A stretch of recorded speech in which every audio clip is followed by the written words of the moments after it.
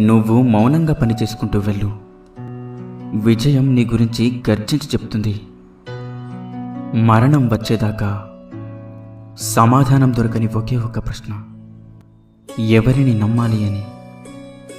100 మందిని సంతోషపెట్టకపోయినా పర్వాలేదు, కానీ ఒక్కరిని కూడా బాధ పెట్టకుండా బ్రతకడమే మంచి వాళ్ళ లక్షణం.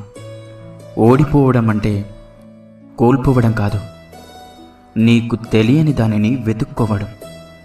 ఓడిపోయానని బాధపడక మళ్ళీ ప్రయత్నించు, విజయం తప్పక వరిస్తుంది. ఇతరులను బాధ పెట్టడం నీటిలో రాయి వేసినంత సులువు, వారిని తిరిగి మామూలు స్థితికి తేవడం ఆ రాయిని వెతికి తీసుకొచ్చేంత కష్టం. అందుకే ఎవరిని బాధ పెట్టకుండా ఉండాలి. తగ్గి బ్రతుకు, కానీ తల దించుకొని బ్రతకవద్దు. అర్థమైందనుకుంటా. ఈ ప్రపంచంలో ఏది పగిలినా అది శబ్దం చేస్తుంది, కానీ ఒక మనసు పగిలినప్పుడు మాత్రమే మౌనంగా మిగిలిపోతుంది. అత్యంత కఠినమైన జీవిత సత్యం ఏంటంటే, ఎవరి మనసు మంచిగా ఉంటుందో వారి తలరాత చెడుగా ఉంటుంది. గెలుస్తా అనే నమ్మకాన్ని మోసుకుంటూ వెళ్ళేవాడికి దూరం ఎంతైనా కానీ అంతగా భారం అనిపించదు.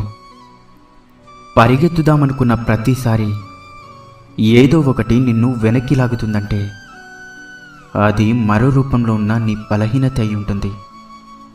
నీ బలహీనతలను మరోసారి పరిశీలించుకో. జీవితం ఒక యుద్ధభూమి, పోరాడితేనే గెలిచే అవకాశం ఉంటుంది. ఊరికే నిల్చుంటే ఓటమి తప్పదు. నీ యొక్క గొప్పతనాన్ని నిర్ణయించేది నీ గుణం మాత్రమే, మరేదీ కాదు. తాళిని బరువుగా భావించే ఏ స్త్రీ కూడా సంసారానికి పనికిరాదు. అలాగే భార్యని బానిసగా భావించే ఏ మగవాడు కూడా సమాజానికి పనికిరాడు. అర్థమైందనుకుంటా. బానిసత్వానికి అలవాటు పడ్డవాడు తన బలాన్ని ఎప్పుడూ గుర్తించలేడు.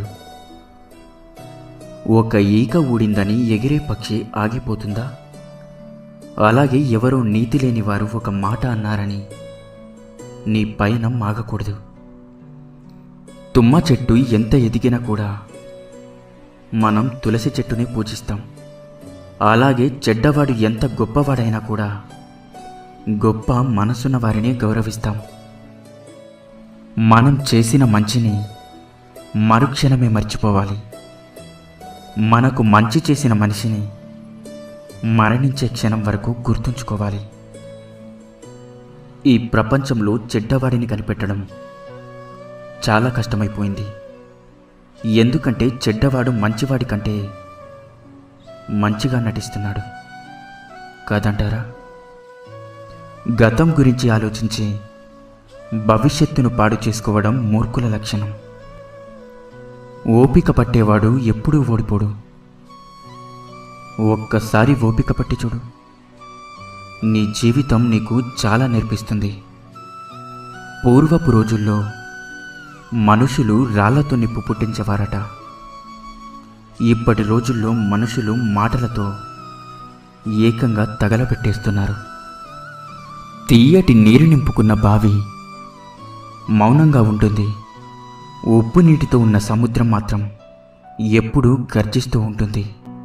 అలాగే అజ్ఞాని అరుస్తాడు, జ్ఞాని మౌనంగా ఉంటాడు. నీ గమ్యాన్ని నిర్ణయించేది నీ చేతలే కానీ నీ అరచేతి గీతలు కావు.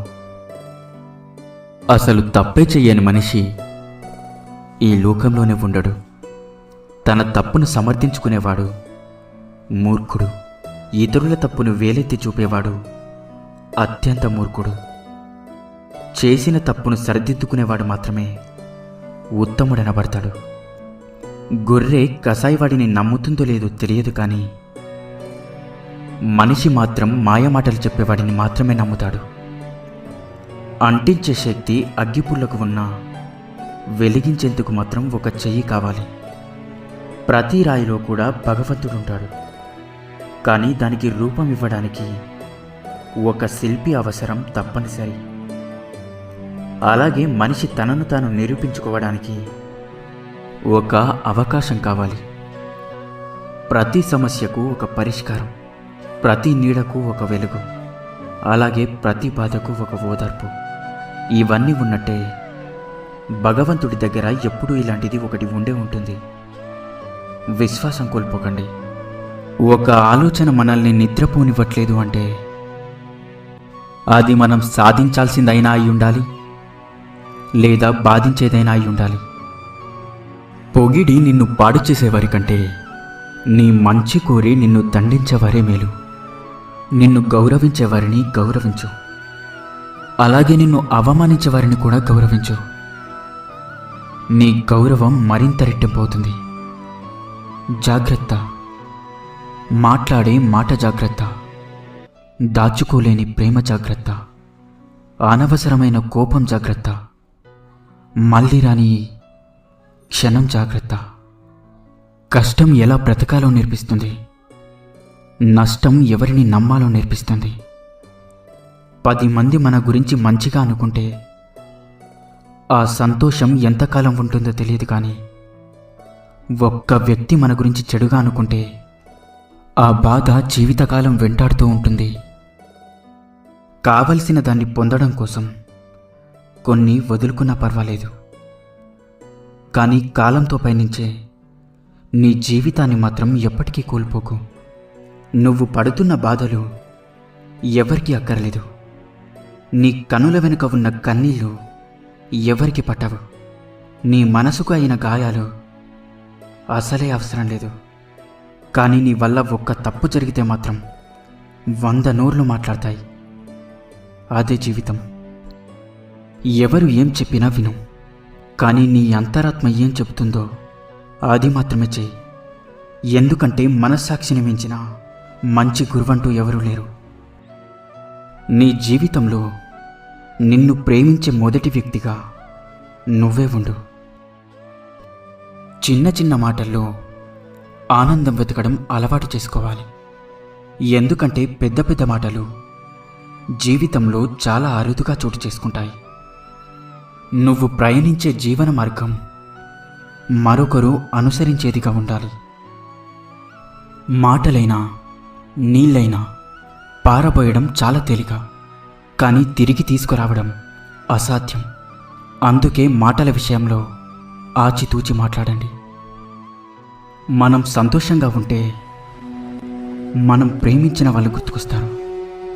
అదే మనం బాధల్లో ఉంటే మనల్ని ప్రేమించే వాళ్ళు గుర్తుకొస్తారు. కాదంటారా? భయం ఎప్పుడూ భవిష్యత్తును నిర్మించదు, కానీ ఆశ నిర్మిస్తుంది. ఈ భూమిపై జీవితమే శాశ్వతం కానప్పుడు జీవితంలో వచ్చే సమస్యలు మాత్రం ఎలా శాశ్వతమవుతాయి? అందుకే ప్రతి క్షణం నవ్వుతూ సంతోషంగా జీవించండి.